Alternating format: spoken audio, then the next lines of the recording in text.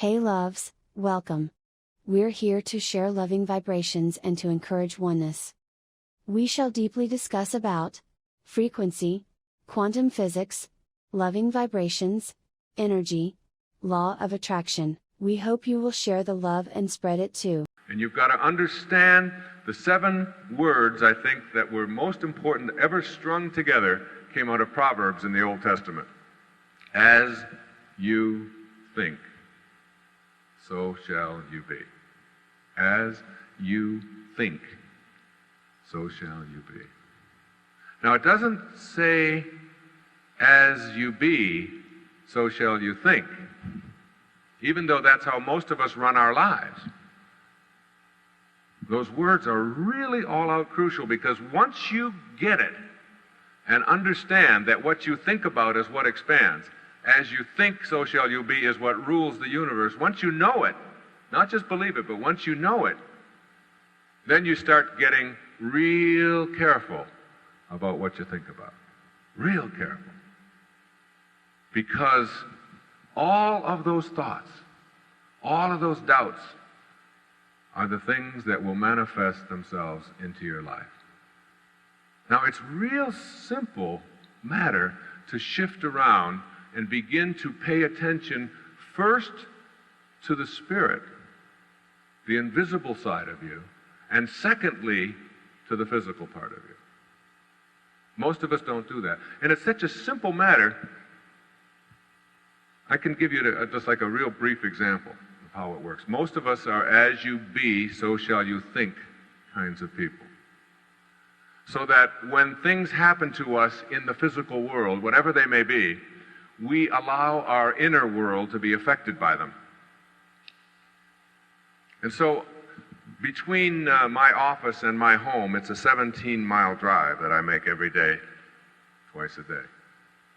Now, there was a time when I would get in my car, when I was an as you be, so shall you think kind of person, when I didn't understand the simple words that James Allen wrote in the last century when he said, "Circumstances do not make a man, they reveal him." The circumstances of our life reveal the kinds of choices that we've been making.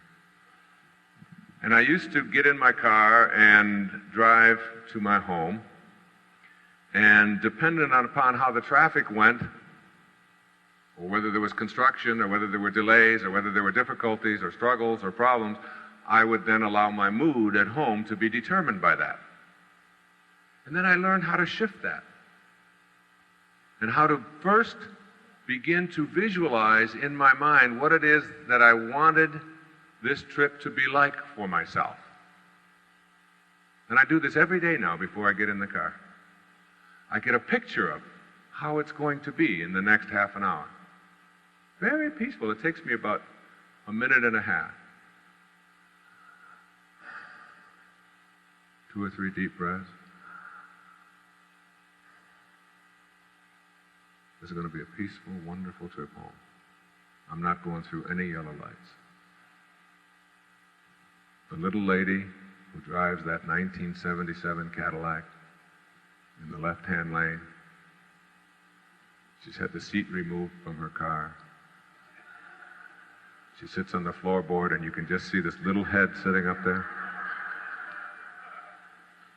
She has signed an oath to drive around aimlessly, delay me. She's in divine order. She's exactly where she belongs. I'm going to bless her today instead of being mad at her. I'm going to understand that this is a perfect universe and that it's all in order and that I don't have to rush. And if there's construction, it's supposed to be there. There's no accidents. There's no accidents. And I'm going to take my time and I'm just going to be very peaceful all the way home. As you think, so shall you be. And then I get in the car, and there she is, sure enough, about 2 miles from the house, and I waved, and I thank you for being here. If I were to try to go around you like I used to, I would probably have a head-on collision, or there's an officer there to give me a traffic ticket or whatever. I bless you for being there. And I get home, and I don't go through any lights, any yellow light. Don't rush, don't change lanes. Very peaceful. and I get home at the same time every day. Same time as I used to, only I'm now allowing myself to understand a very simple premise. How we perceive something within ourselves, in the environment within us, how we perceive it can literally take the things that are going on inside of us and alter them and change them. Can you imagine that? So it's like a whole new way of thinking.